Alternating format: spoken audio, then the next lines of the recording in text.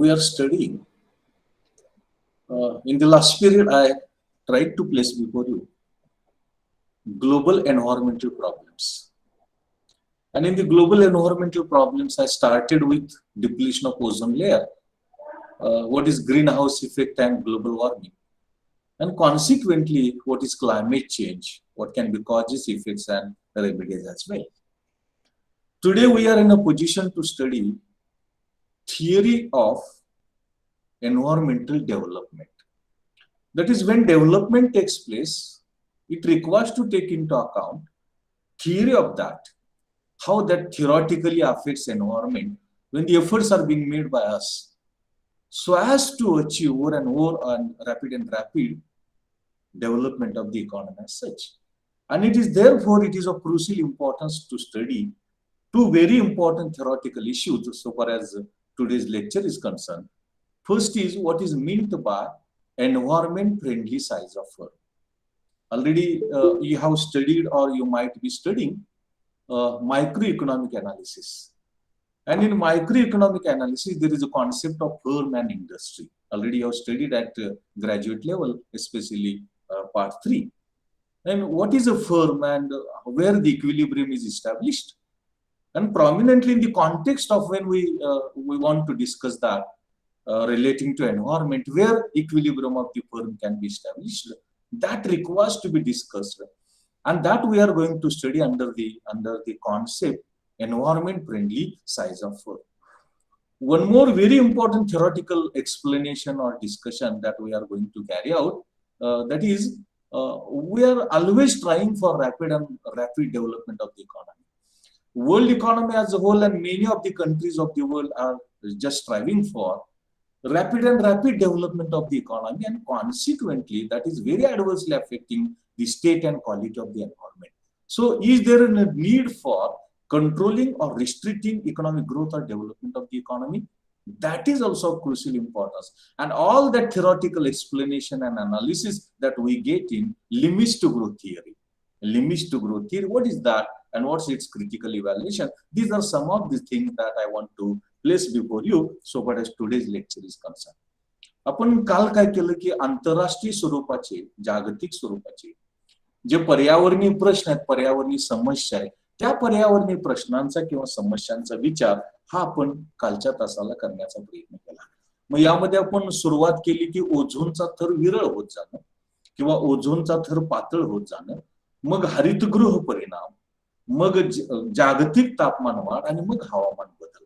मग त्याची कारणं काय, त्याची संकल्पना काय, ते कसं ओळखायचं, त्याचे परिणाम काय असू शकतात, परिणाम काय व्हायला लागले, आणि विशेष महत्वाची गोष्ट म्हणजे त्याच्यावरती उपाययोजना काय असू शकतील, उपाययोजना त्यामध्ये काय आपल्याला उपयुक्त ठरू शकतील, या सगळ्या बाबींचा विचार, गोष्टींचा विचार हा आपण कालच्या तासापर्यंत करण्याचा प्रयत्न केला.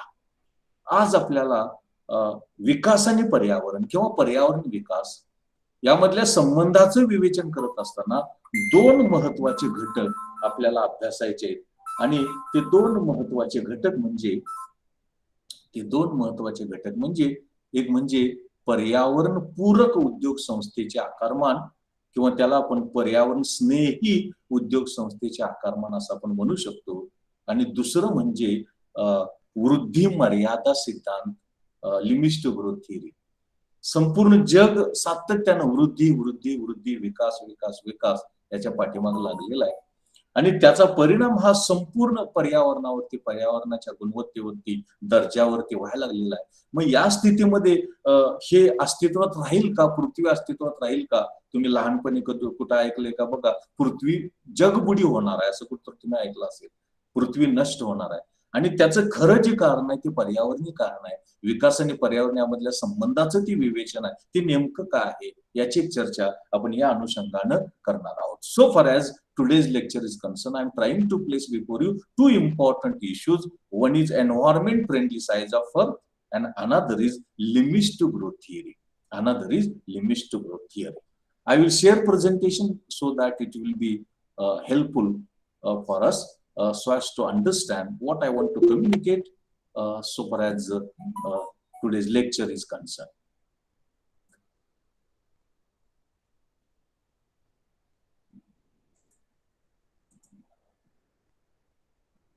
Ashish, slide is visible? Syndrome? Yes, sir. Yes, sir. Yes, Okay, sir. okay, okay. Is it changing? Is it moving? No, sir. Now? Uh, It is yes. changing, no? Is it not changing? Check. Yes, sir. Yes, sir. Now it's Yes, changing. yes. Already you are studied in microeconomic analysis the concept of firm and industry. And here we are referring to the concept of firm, and that we are analyzing equilibrium of firm when we take into account environment. When we take into consideration environment. Environment is taken into account. Environment is considered where the equilibrium of that firm is established. And when we analyze that, when we discuss that, what we get is known as environment friendly size of firm. It is called as environment friendly size of firm. Now, first of all, what is firm? Firm is a person, a household or family, or an institution engaged in the production of a commodity or service is known as firm. Is it right? Firm is a person, household or family, or institution engaged in the production of a commodity or service is known as firm. Take example, sugar factory. Take example, sugar factory. What is industry? All firms producing the same product or homogeneous product is called as industry. All firms producing the same product or homogeneous product is called industry. Example, sugar industry in Maharashtra, sugar industry in India. And all of us know already you're studying or you might have studied at graduate level also. The concept of firm and industry is applicable only to perfectly competitive market. Only to perfectly competitive market. Only in the context of perfectly competitive market, the term firm and industry is applicable, it is appropriate, it is correct.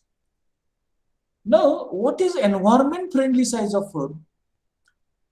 The firm that maximizes output, minimizes environmental pollution, and maximizes output is known as environment friendly size of firm. That is, firm maximizing output, minimizing environmental pollution is known as environment friendly size of firm. Least polluting firm with output maximization is known as environment friendly size of firm. Now, all of us know where the equilibrium of the firm is established. Equilibrium of the firm is established where profit maximization and output maximization becomes possible. And all of us know in perfectly competitive market, when the total revenue is greater than the total cost, at that level of output, we get profit maximization.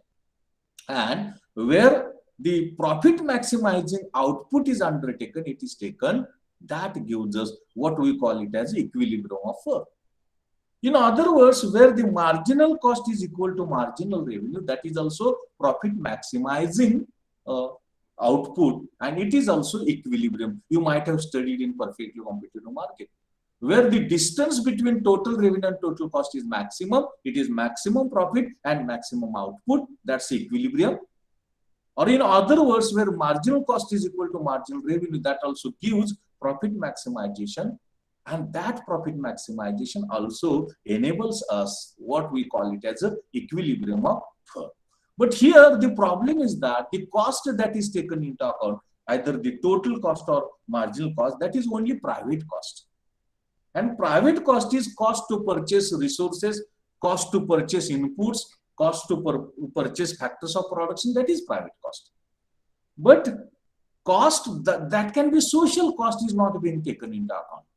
All of us know environment performs three important functions: supply of environmental resources or materials, assimilation, that is absorption of waste, and thirdly, life supportive or sustaining services like air, like water, etc. Now, environment to some extent absorbs pollution. air pollution, water pollution, land pollution, noise pollution also. But when it becomes excessive, it requires to control that pollution. It requires to control that pollution, and also it requires to recover from or rehabilitate from that evil effects of environmental pollution. And that cost which is imposed on the society, is known as environmental cost or externality cost. It is called as environmental cost or externality cost, that is cost of environmental pollution control and rehabilitation of victim. Means what? Suppose because of air pollution, people are suffering from airborne diseases. It requires to give treatment, it requires to control evil effects the people are suffering from, and the sum totality of that, that is rehabilitation and cost of pollution control, it is called as environmental cost or externality cost.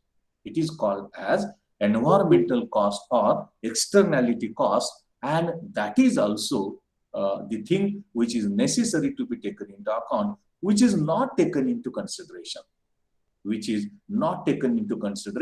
so far as the equilibrium of the firm is taken into account. And it is therefore in environment friendly size of firm, it is of greater importance to study environmental cost or externality cost. And when we add environmental cost into the private cost, what we get is known as social cost. The social cost is private cost plus environmental cost or externality cost. And when we take into account social cost instead of private cost, so as to discuss and explain equilibrium of the firm, what we get is known as environment friendly size of firm. Thus, in environment friendly size of firm, it is necessary to consider social cost than the private cost. And social cost is private cost plus environmental cost or externality cost. And environmental cost or externality cost comprises of cost of pollution control and rehabilitation of the victims. And when the social cost is taken into account, what we get is known as environment friendly size of firm. Thus, the size of firm where social cost minimization, output maximization, and profit maximization is enabled, that takes place, it is called as what we call it as a environment friendly size of firm. It is called as a environment friendly size of firm. Now, this environment friendly size of firm is shown in this diagrammatic presentation. In this diagram, it is shown. Take example, this is a marginal private cost curve. Is slide visible properly, Ashish? Yes, sir. Okay. This is marginal private cost curve. This is demand curve. And they are equal here. Demand is, and cost curve shows supply. Cost curve indicates supply, and demand curve shows demand. Here they are equal, and therefore equilibrium is established here, which indicates that demand and supply of output should be OQ1. Understanding? It should be OQ1. And the demand supply equality determines the price of that product, that is OP1. But actually, this is not a environment friendly size of firm. Because in environment friendly size of firm, it is necessary to add environmental cost or externality cost in marginal private cost. And if it is added in, what we get is known as marginal social cost. And marginal social cost is marginal private cost plus marginal externality cost. Marginal private cost plus marginal externality cost.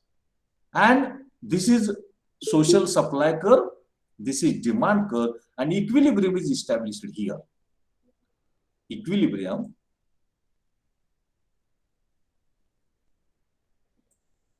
is established here. Equilibrium is established here, and that equilibrium tells us that output should be OQ2. Equilibrium is here, that is demand curve and social supply curve, and price determined is OP2. That is, price is higher by P1, P2, and output is reduced by Q1, Q2 because of environmental pollution and the cost of environmental pollution or externality, and therefore environment friendly size of firm is OQ2 and not OQ1. Understanding?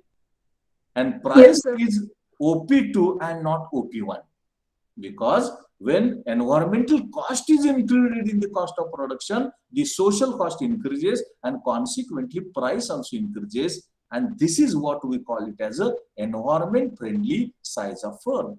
This is what we call it as a environment friendly size of firm, and that gives us what we call it as a environment friendly size of firm. Environment friendly size of firm. आवाज व्यवस्थित येतो ऐकायला? Syndrome?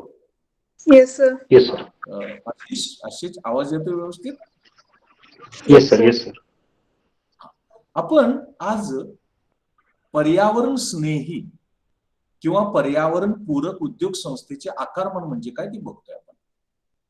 त्यामध्ये तुम्ही सूक्ष्म लक्ष्य किंवा सूक्ष्म आर्थिक विश्लेषणामध्ये उद्योग आणि उद्योग संस्था ह्या संकल्पना अभ्यासलेल्या आहात. आता उद्योग संस्था म्हणजे काय की एखादी व्यक्ती, एखादं कुटुंब किंवा एखादी संस्था वस्तूचं किंवा सेवेचं उत्पादन करते तेव्हा त्याला आपण उद्योग संस्था असं म्हणतो. उदाहरण काय? साखर कारखाना. उद्योग म्हणजे काय? एकच किंवा एक जिनसी वस्तूचं उत्पादन करणाऱ्या अनेक उद्योग संस्थांना आपण उद्योग असं म्हणतो.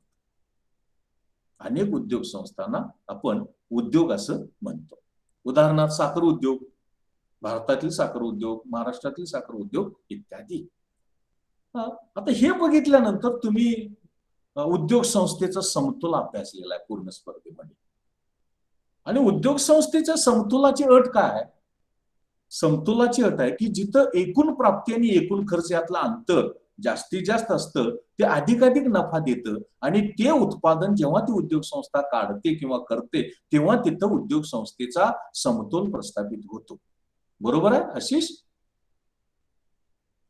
उद्योग संस्थेचा समतोल बरोबर आहे की जिथं एकूण प्राप्ती आणि एकूण खर्च यातलं अंतर जास्तीत जास्त असतं तिथं जास्तीत जास्त नफा मिळतो, आणि जास्तीत जास्त नफा मिळवून देणारं उत्पादन म्हणजे उद्योग संस्थेचा समतोल. आता याला दुसरी एक अट आहे की सीमांत खर्च आणि सीमांत प्राप्ती जिथं समान असतात तिथं महत्तम नफा मिळतो, आणि ते नफा मिळवून देणारं उत्पादन म्हणजे उद्योग संस्थेचा समतोल. पण यामध्ये अडचण काय आहे? यामध्ये पर्यावरणाचा आणि प्रदूषणाचा विचार केलेला नाही. जो खर्च तिथे विचारात घेतला तो खर्च म्हणजे पुरवठा वक्र असतो, तो खाजगी खर्च आहे. खाजगी खर्च म्हणजे काय? उत्पादनाचे घटक विकत घेणं, कच्चा माल विकत घेणं, वीज बिल देणं, पाणी बिल देणं इत्यादी इत्यादी, त्याला आपण खाजगी खर्च असं म्हणतो. मात्र इथं जेव्हा त्या वस्तूचं उत्पादन केलं जातं तेव्हा पर्यावरणावरती प्रतिकूल परिणाम होतो. पर्यावरणाचं प्रदूषण होतं, हवेचं प्रदूषण होतं, पाणी प्रदूषण होतं, ध्वनी प्रदूषण होतं, जमिनीचं प्रदूषण होतं, आणि त्याचं नियंत्रण करण्यासाठी पर्यावरण खर्च करावा लागतो. त्याच वेळेला काय होतं की समजा हवेच्या प्रदूषणाचा प्रश्न निर्माण झाला तर दूषित हवेचे आजार होऊ शकतात. दूषित हवेचे आजार होऊ शकतात, आणि दूषित हवेच्या आजारातून त्या व्यक्तीला, त्या कुटुंबाला बाहेर काढण्यासाठी खर्च करावा लागतो. अशा पद्धतीनं आपण त्या खाजगी खर्चामध्ये पर्यावरण खर्च किंवा बाह्यता खर्च मिळवायला पाहिजे. बाह्यता खर्च किंवा पर्यावरण खर्च म्हणजे ते उत्पादन घेत असताना पर्यावरणाचं होणारं प्रदूषण, प्रदूषण नियंत्रण आणि प्रतिकूल प्रदूषणाचा होणारा परिणाम, याला आपण बाह्यता खर्च किंवा प्रदूषण खर्च असं म्हणतो. तो त्यामध्ये मिळवायला पाहिजे. तो जर मिळवला तर आपल्याला खाजगी खर्चामध्ये बाह्यता किंवा प्रदूषण खर्च मिळवला तर आपल्याला सामाजिक खर्च मिळतो, सोशल कॉस्ट मिळतो. आणि पर्यावरण स्नेही किंवा पर्यावरण पूरक उद्योग संस्थेचं आकारमान विचारामध्ये घेत असताना आपल्याला सामाजिक खर्च विचारामध्ये घ्यायला पाहिजे, बाह्यता किंवा प्रदूषण नियंत्रण खर्च विचारात घ्यायला पाहिजे. आपल्याला नुसता खाजगी खर्च विचारात घेऊन चालणार नाही. आणि हेच आपण या आकृतीमध्ये बघू शकतो. हेच आपल्याला या आकृतीमध्ये दिसतं. या आकृतीमध्ये हा मागणीचा वक्र आहे आणि हा सीमांत खाजगी खर्च वक्र आहे. आपल्याला माहित आहे खाजगी वक्र हा पुरवठा वक्र असतो. खाजगी वक्र खर्च वक्र हा पुरवठा वक्र असतो, म्हणजे हा खाजगी खर्च वक्र आहे. मात्र यामध्ये प्रदूषणावरचा होणारा खर्च, नियंत्रण किंवा लोकांचं पुनरुज्जीवन यावरती होणारा जो खर्च आहे त्या खर्चाचा विचार यामध्ये केलेला नाही. जर आपण या सीमांत खाजगी खर्चामध्ये सीमांत बाह्यता खर्च किंवा सीमांत प्रदूषण खर्च मिळवला तर जे मिळतं ते सीमांत सामाजिक खर्च आहे. ते सीमांत सामाजिक खर्च आहे आणि ते सीमांत सामाजिक खर्च आपल्याला विचारात घ्यायला पाहिजे आणि मागणी वक्र विचारात घ्यायला पाहिजे. मूळ स्थिती अशी आहे की हा खाजगी सीमांत खर्च वक्र आहे, हा मागणी वक्र आहे. इथं समान होतात. OQ1 उत्पादन, OP1 किंमत. मात्र हे पर्यावरण पूरक, पर्यावरण स्नेही उद्योग संस्थेचं आकारमान नाही. त्यासाठी काय करायला पाहिजे? या सीमांत खाजगी खर्चामध्ये पर्यावरण खर्च किंवा बाह्यता खर्च मिळवायला पाहिजे. तो मिळवला तर मग आपल्याला सीमांत सामाजिक खर्च वक्र मिळतो आणि मग इथं मागणी आणि पुरवठा म्हणजे सीमांत सामाजिक खर्च वक्र आणि मागणी वक्र इथं ते समान झालेले आहेत. यामधून OQ2 एवढंच उत्पादन करावं लागतं, मात्र किंमत त्याला OP2 आकारावी लागते आणि अशा प्रकारे उत्पादन कमी करून किंमत वाढवावी लागते. इथं त्या उद्योग संस्थेचा समतोल प्रस्थापित होतो आणि या समतोलालाच आपण उद्योग संस्थेचे पर्यावरण पूरक आकारमान किंवा पर्यावरण स्नेही आकारमान असं आपल्याला म्हणता येतं. आणि याचा एक विचार आपल्याला या अनुषंगानं करावा लागतो किंवा करणं अपेक्षित होतं असं आपण म्हणूया. समजतं? तुम्हाला लक्षात येतं? समजतं? म्हणजे पूर्ण स्पर्धेतला उद्योग संस्थेचा समतोल आणि त्यामध्ये आपण जर बाह्यता खर्च किंवा पर्यावरण खर्च मिळवला तर सामाजिक खर्च मिळतो आणि सामाजिक खर्च म्हणजे सामाजिक पुरवठा वक्र आणि मागणी वक्र जिथं समान होतात तिथं निश्चित होणारी किंमत, तिथं निश्चित होणारं उत्पादन हे त्या उद्योग संस्थेचं पर्यावरण अनुकूल, पर्यावरण स्नेही आकारमान आहे असं आपल्याला म्हणता येईल. All of you understanding? समजतं सगळ्यांना? Yes, sir. Okay. Now I am moving on. One of the theories relating to development and environment, that is limits to growth theory. That is limits to growth theory. Now all of us know every country of the world is striving for more and more growth, rapid growth.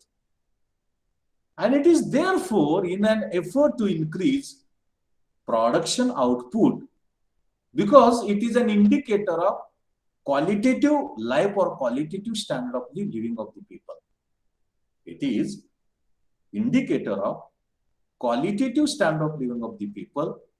It is indicator of standard living of the people.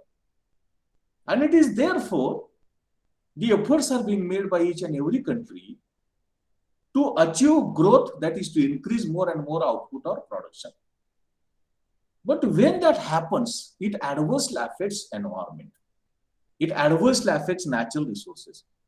It adversely affects quality of the environment, and that is not being taken into account. For the first time, Jay Forrester, taking into account the trend in growth and its impact on the environment, he predicted that deterioration in quality of life in future. There is a possibility of a continuous deterioration in quality of life of the people in the future. And this statement or proposition was supported by Barry Commoner and Paul Ehrlich. They supported the proposition or statement of Jay Forrester. Later on, two studies were carried out. One was by Forrester and another was by Meadows and his team. The study which was carried out by Forrester was the world dynamics, and the study which was carried out by the Meadows and his colleagues was the limits to growth theory. The limits to growth theory. And this the limits to growth theory that we are going to study. Now, what happens when we are continuously striving for rapid growth, more and more growth? On the one hand, it creates environmental pollution. On the other hand, it depletes natural resources. On the other hand, it also degrades environmental quality. And there is possibility that once there will be a loss of Earth as a planet, because no natural resources are available, no environment is qualitative, it is highly polluted. When this has taken place, this can lead to what we call it as the end of the collapse of the Earth. And so as to avoid that, there was a group of 75 people, experts from 25 nations. And that group is known as a Club of Rome group. That group was formed in 1970. That group was formed in 1970 by the 75 experts from 25 countries. There were scientists, industrialists, economists, sociologists, educators, and all others. This group was, that is Club of Rome, was founded by Pesce, and other members were Timon and Pestel. And they proposed that, they stated that collapse of the world, that is Earth, as a result of depletion of limited resources and increase in pollution will not be very long, perhaps only a few decades. That is Pesce, Timon, and Pestel. They argued that, they proposed that depletion in the resources is taking place, environmental pollution is taking place, and possibilities there in the period of a few decades, there will be a collapse of the planet or the collapse of the world. And therefore, what can be policy? What can be remedy? Remedy is we must impose limits on these activities or limits on these economic activities. Unless and until we are limiting economic activities, the depletion in natural resources, degradation of the natural resources, environmental pollution, that cannot be controlled, that cannot be reversed. And it is therefore of crucial importance to control environmental pollution, to control depletion in the natural resources, and for that reason, restricting economic activities is of crucial importance, it is of greater importance. In that regard, J.S. Mill also carried out study, Malthus also carried out study, all of us know Malthus' theory of population. Mission also carried out study, cost of economic growth. Then Daly also talked about towards a steady state economy, and Goldsmith also talked about blueprint for survival.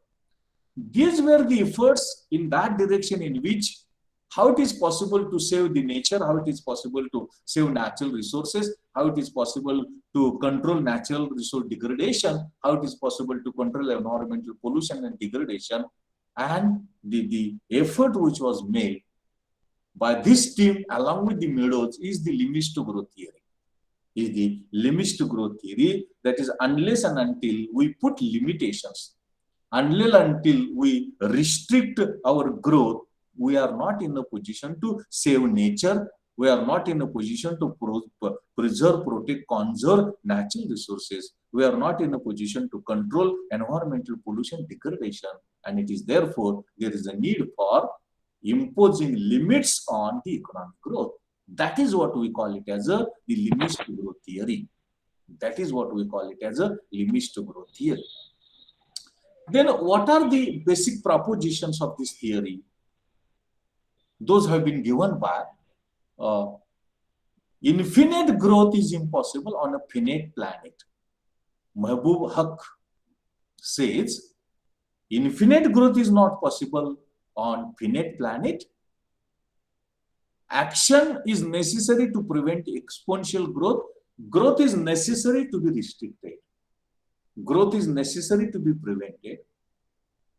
Limited physical resources and assimilation capacity is necessary to be improved. That is, use of the physical resources should be limited, and environmental pollution absorption capacity of the environment is limited. So that should be improved. Sudden uncontrollable decline in population and in industry capacity is required. Population control is required and industrial capacity is necessary to be controlled. And limits on future growth is very much necessary. Limits on future growth is very much necessary. All of us know, unless and until rapidly and continuously taking place growth is controlled, unless and until the use of physical resources is limited, unless and until the environmental pollution absorption capacity is improved, unless and until population growth is controlled, unless and until industrial growth is restricted, and lastly, unless and until economic growth is limited, it is restricted, we are not in a position to save the environment. We are not in a position to control the pollution. We are not in a position to survive the earth or survive the planet, and it is therefore, these are the propositions of limits to growth theory. Now, all of us know on any economic growth or economic growth is affected by the number of factors. And the prominent factors which are affecting economic growth are population is there, demand for resources is there, industrial growth is there, agriculture production is there, pollution level is there, depletion of resources is there. These are the factors which affect economic growth of the economy. And that is shown in this diagrammatic presentation. That is shown in this diagrammatic presentation, that how these factors affect growth of the economy, or how they influence overall growth of the economy, and that is presented in this diagrammatic presentation. In this flow chart or flow diagram, Q is total output, N is population, L is land, E is exhaustible resources, K is capital, T is technology, and P is environmental pollution. And their per capita is taken into account. This is P is pollution, L is land, N is N is population, T is technology, E is exhaustible natural resources, and K is capital resources.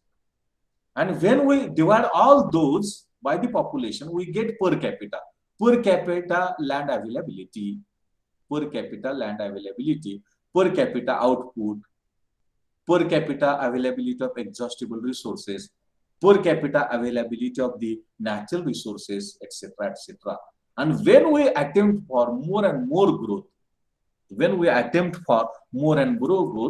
per capita availability of land, per capita availability of the capital, per capita availability of the exhaustible resources, that shows a depleting trend. And there are restrictions, there are limitations. Unless and until we control them, we are not in a position to save the planet. We are not in a position to survive the planet, and it is therefore, that is of crucial importance to control.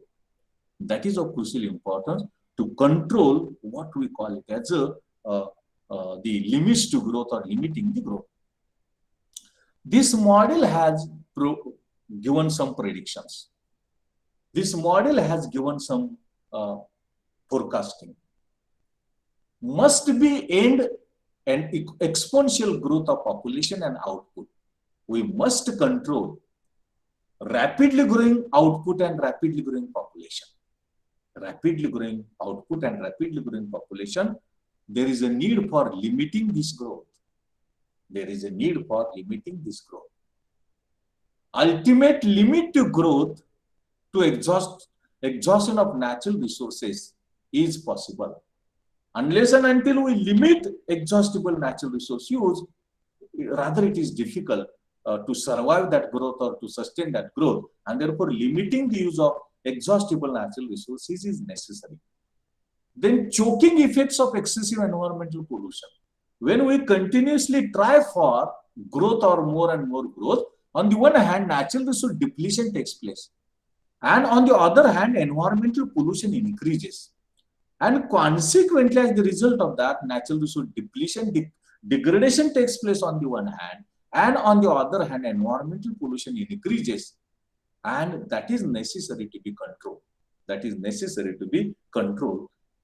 This theory is criticized on various grounds. Number one is that only non-renewable resources, we call it as exhaustible natural resources, have been only taken into account. Technology can play important role. Technology can play important role in preservation, conservation, protection of the natural resources and environmental pollution. That has not been taken into account, that has not been taken into consideration by this model.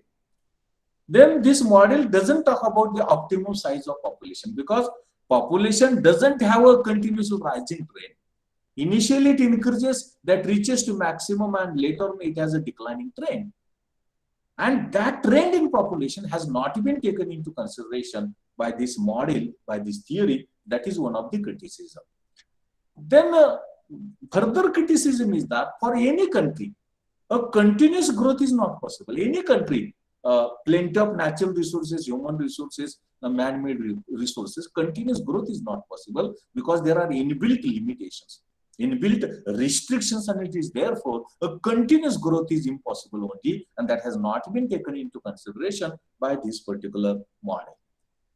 Then we cannot say pollution increases in the same proportion in which the growth takes place. It is not like that. Already Simon Kuznets has told us, initially, yes, with the increase in growth, pollution increases, but later on, when it reaches to the maximum, later on, even the growth takes place, there is a declining trend in pollution. There is a declining trend in pollution, and it is therefore that trend which Simon Kuznets has placed before us has not been considered by this theory, has not been considered by this model, and it is one of the criticism that is leveled against this theory. Then this model is criticized on the ground that even for the zero growth also natural resources are required. Even growth is not taking place, even growth is minus also, there is possibility or there is need for depletion, or there is possibility of depleting of the natural resources and environmental pollution, and it is therefore that has not been taken into consideration. And price mechanism can help us in proper allocation and utilization of the natural resources, all productive resources, and the rewards to the factors of production as well, which has not been taken into consideration. And this is one of the criticisms which is leveled against this theory, which is necessary to be taken into consideration. The last point of this theory is that even this theory is criticized on this ground, this theory is really important. And it is therefore, it is of crucial importance, it is of greater importance to study the importance of this study, the policy implications of this theory. Number one, yes, we should restrict economic growth. And it is high time to achieve zero economic growth or go for zero economic growth, because depletion in natural resources, especially exhaustible natural resources, is very rapid. In a few years, in a few decades, there is possibility of complete exhaustion of exhaustible natural resources. That's a ground reality. And it is therefore, yes, there is a need for going for a zero economic growth, number one. Number two, this theory tells us what we want. We want development or our survival. If we want development, we will not survive. And if we want to survive, then development or growth should be restricted. And the growth is for the people, the growth is for the society. If people are not there, society is not there, for whom the growth to be realized, the growth development to be achieved. And that's a very important point which this theory tries to place before us. This theory brings out, and that's necessary to be taken into account. Thirdly, this theory tells us what should be the pattern of growth. Yes, go for a growth that will preserve, conserve, protect natural resources, control depletion in natural resources, control environmental pollution. That is required, and therefore we should go for that pattern of growth which will control pollution, which will control depletion and degradation of the natural resources. Then now all of us know rich or advanced countries have realized or achieved higher or more economic growth, and it is therefore it becomes their responsibility, rich countries' responsibility, to restrict their growth, and whatever excessive development or growth they have achieved, that should be redistributed. That income should be redistributed among the poor countries, among the developing countries. That is required, and that lesson, that importance that we get from this theory, from this model, and it is therefore this is of greater importance, this is of crucial importance, and which is necessary to be studied. आपण आज वृद्धी मर्यादा सिद्धांत, या वृद्धी मर्यादा सिद्धांताचा आपण अभ्यास करत आहोत.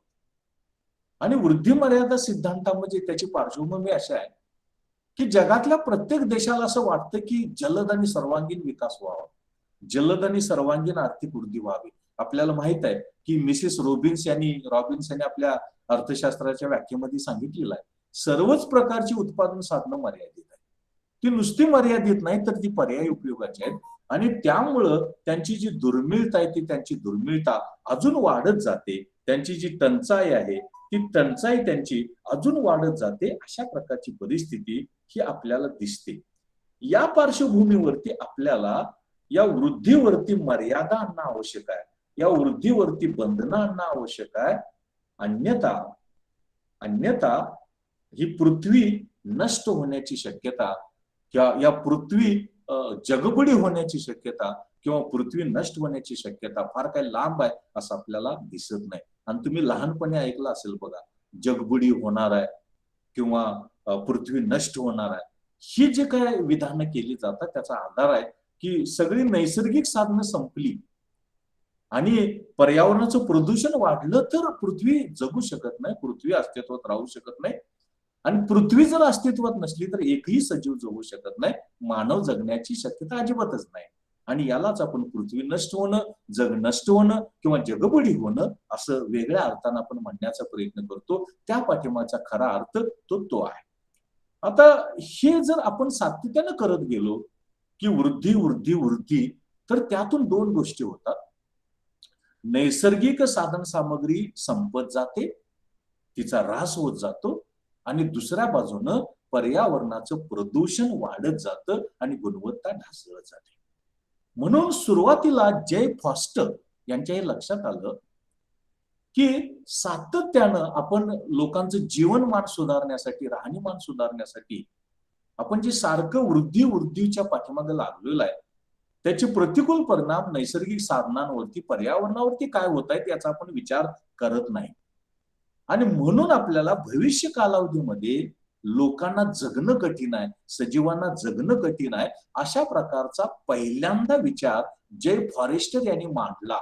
आणि त्यांनी भाकीत असं केलं की असं जर आपण सातत्यानं आर्थिक वृद्धीकडे जाऊ लागलो तर नैसर्गिक साधनं संपतील, पर्यावरणाचं प्रदूषण वाढत जाईल आणि एकही सजीव, माणूस सोडा, एकही सजीव जगू शकणार नाही. अशा प्रकारचं भाकीत, अशा प्रकारचं फोरकास्टिंग जय फॉरेस्टर यांनी पहिल्यांदा केलं.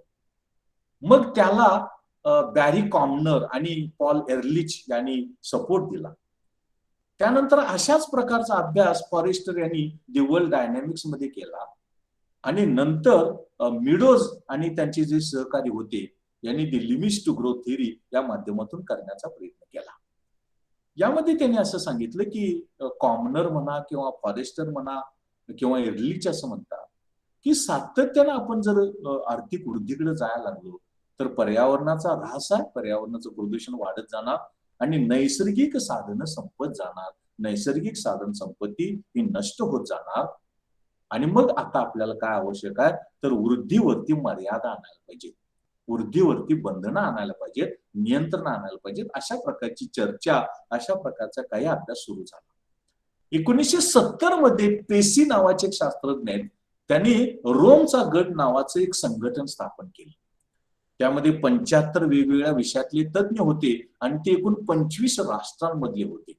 त्यांनी क्लब ऑफ रोम म्हणजे रोमचा गट किंवा रोमचं संघटन, रोमचा गट म्हणा, असं एक संघटन स्थापन केलं.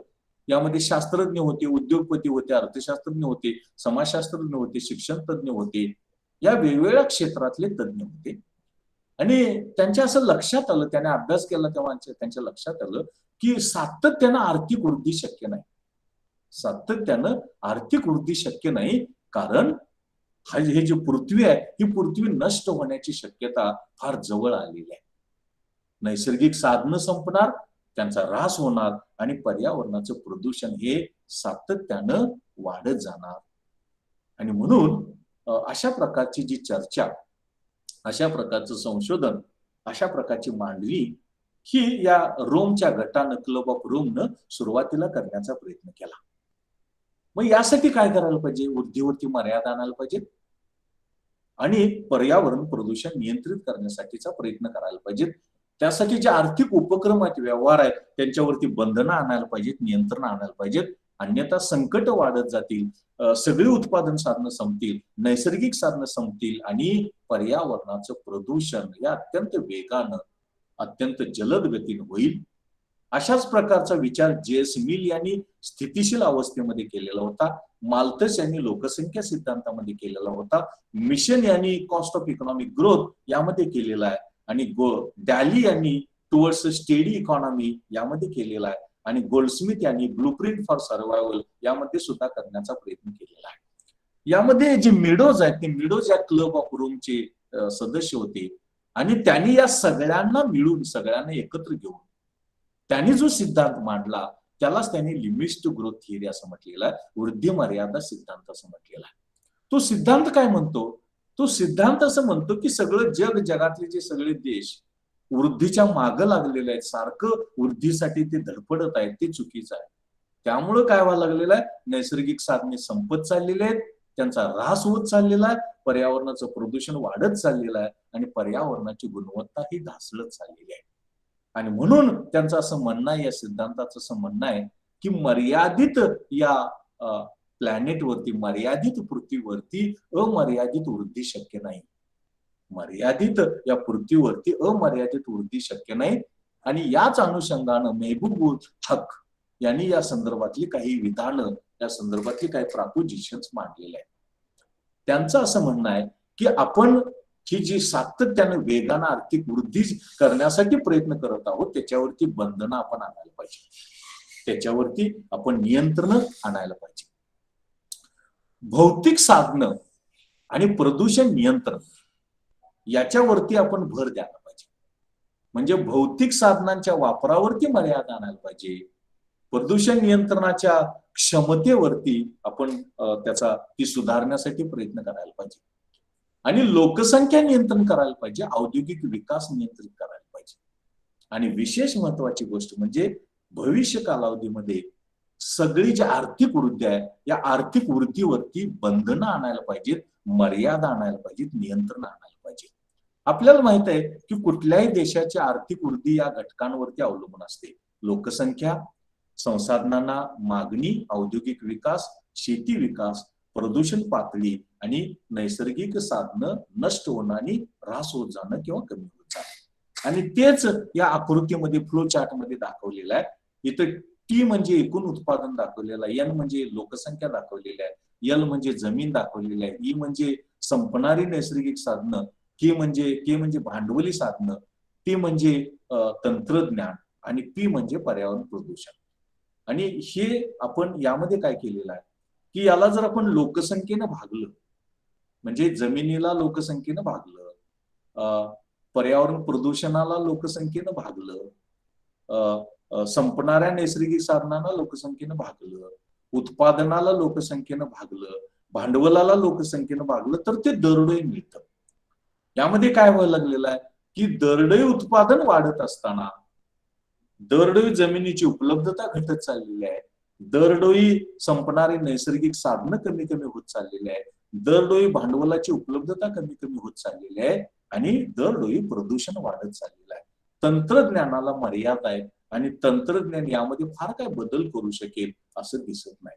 मग यामुळे काय होऊ शकेल तर यामुळे आपल्याला लगेच लोकसंख्या वाढ आणि उत्पादन वाढीवरती बंधनं आणायला पाहिजेत, नियंत्रण आणायला पाहिजेत. संपणारी नैसर्गिक साधनं जी संपत चाललेली आहेत त्यांच्यावरती मर्यादा आणायला पाहिजे, त्यांच्या वापरावरती बंधनं आणायला पाहिजे.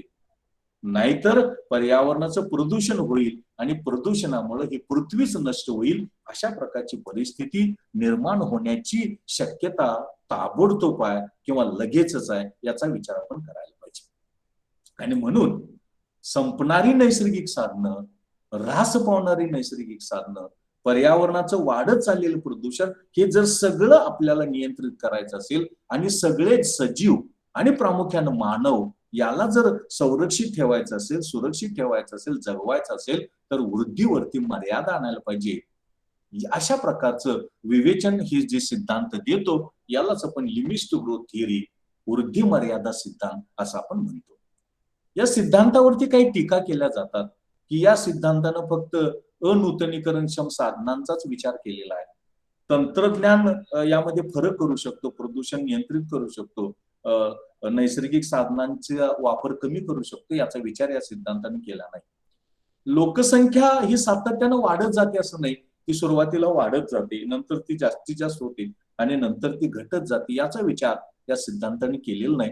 या सिद्धांतानं असं मांडलं की लोकसंख्या ही सातत्यानं वाढतच जाते. हे जे या सिद्धांताचं म्हणणं आहे ते चुकीचं आहे. त्यानंतर सातत्यानं वृद्धी शक्य नाही, कंटिन्युअस ग्रोथ शक्य नाही, त्याला मर्यादा आहे, त्याला इनबिल्ट मर्यादा आहे आणि त्याचा विचार हा सिद्धांत करत नाही असं आपल्याला दिसतं. प्रदूषण हे वाढत्या वृद्धीबरोबर त्याच दरानं वाढतं असं म्हणणं चुकीचं आहे. आपण सायमन कुझनेट्स यांचा कुझनेट्स कर्व हायपोथेसिस बघितला. कुझनेट्सनं सांगितलं की सुरुवातीला खरं आहे वाढत्या वृद्धीबरोबर साधारणतः प्रदूषण वाढत जातं, ऱ्हास वाढत जातो, पण एकदा का ती प्रदूषणाची मॅक्सिमम उच्च पातळी गाठली की त्यानंतर आपण किती जरी वृद्धी साध्य करण्याचा प्रयत्न केला तर प्रदूषण घटत जातं, याचा विचार हा सिद्धांत करत नाही असं दिसतं. यानंतर या सिद्धांतावरती टीका अशी केली जाते, जरी एखाद्या अर्थव्यवस्थेचा वृद्धी दर शून्य असला, निगेटिव्ह असला, तरी सुद्धा नैसर्गिक साधनं, भौतिक साधनं यांचा वापर होत असतो, याचा विचार या सिद्धांतानं केलेला नाही. आणि शेवटची टीका अशी की किंमत यंत्रणा, किंमत व्यवस्था उत्पादन साधनांचा योग्य वापर करू शकते, वाटप करू शकते, त्यामध्ये संतुलन प्रस्थापित करू शकते, उत्पादन घटकांची मोबदली योग्य पद्धतीने देऊ शकते, याचा कुठलाही विचार या सिद्धांतानं हा सिद्धांत करत नाही. अशा प्रकारची टीका या सिद्धांतावर केली जाते. असं जरी असलं तरी सुद्धा या सिद्धांताचं जे महत्व आहे, या सिद्धांताचं धोरण निश्चितीतलं जे योगदान आहे, हे योगदान अनन्यसाधारण आहे. पहिली गोष्ट अशी की आता आपल्याला शून्य वृद्धी दर पाहिजे, म्हणजे वृद्धी दरावरती, आर्थिक वृद्धीवरती आपण नियंत्रण आणायला पाहिजे, बंधनं आणायला पाहिजेत, अत्यंत आवश्यक आहे, अत्यंत गरजेचं आहे. दुसरी गोष्ट अशी की आपल्याला निर्णय घ्यायचा आहे, विकास पाहिजे का आपल्याला जगायचा आहे. आणि शेवटी सजीव किंवा माणूस म्हणून माणूस असं म्हणेल की मला जगणं आवश्यक आहे, विकास नको. आपल्याला निवड करायची आहे, विकास घ्यायचा, विकास करायचा का आपल्याला आपलं जीवन जगणं महत्वाचं आहे, यातली निवड आपल्याला करायची. त्यानंतर विकासाचा आकृतीबंध, वृद्धीचा आकृतीबंध आपल्याला ठरवता येतो. आपण जी वृद्धी, जो विकास नैसर्गिक साधनांचं संरक्षण, संवर्धन करू शकेल, प्रदूषण नियंत्रित करू शकेल, या दृष्टीनं अशा प्रकारच्या वृद्धीचं धोरण जर आपण स्वीकारलं, अशा प्रकारचा आकृतीबंध जर आपण स्वीकारला, तर ज्याला आपण शाश्वत विकास असं म्हणतो, त्याला आपण पर्यावरण स्नेही विकास असं म्हणतो, तो पाहिजे आपल्याला. नुसती वृद्धी नैसर्गिक साधनांचा ऱ्हास करणारी आणि प्रदूषण वाढवणारी ती आपल्याला नको आहे, आणि हे आपल्याला या सिद्धांतामुळे समजतं असं आपण म्हणू. आपण जगाचा आर्थिक इतिहास बघितला तर प्रगत देशांनी अधिक वापर केलेला आहे नैसर्गिक साधनांचा आणि प्रदूषण त्यांनी वाढवलेलं आहे. मग यामध्ये America, England, France, Germany, Italy इत्यादी इत्यादी. मग त्यांनी आता पहिल्यांदा बंधनं आणायला पाहिजे, त्यांनी पहिल्यांदा नियंत्रण आणायला पाहिजे. आणि पुढचा मुद्दा असा की त्यांनी काय करायला पाहिजे, उत्पन्नाचं पुनर्वाटप करायला पाहिजे, उत्पन्नाचं पुनर्वाटप करायला पाहिजे. म्हणजे त्यांची वृद्धी प्रचंड झालेली आहे, त्यांच्याकडे उत्पन्न भरपूर आहे, तर ते उत्पन्न त्यांनी विकसनशील राष्ट्रांना, विकसनशील देशामधल्या लोकांना द्यायला पाहिजे, सगळे जगायला पाहिजेत, सगळ्यांनी एकत्र जायला पाहिजे. हा जर संदेश आपल्याला या सिद्धांतातून मिळाला तर खऱ्या अर्थानं हा सिद्धांत अत्यंत व्यावहारिक उपयोगी आहे, अत्यंत महत्वाचा आहे असं आपल्याला म्हणता येईल. Thus, so far as today's lecture is concerned, I started with what is meant by environment friendly size of firm, and also I tried to explain what is the limits to growth theory and what's criticisms and what is the importance of this theory that I have tried to discuss before you. आजच्या तासाला आपण पर्यावरण स्नेही किंवा पर्यावरण अनुकूल उद्योग संस्थेचा आकारमान म्हणजे काय आणि वृद्धी मर्यादा सिद्धांत लिमिट्स टू ग्रोथ थिअरी म्हणजे काय याची चर्चा ही प्रामुख्यानं आज आपण करण्याचा प्रयत्न हा केलेला आहे.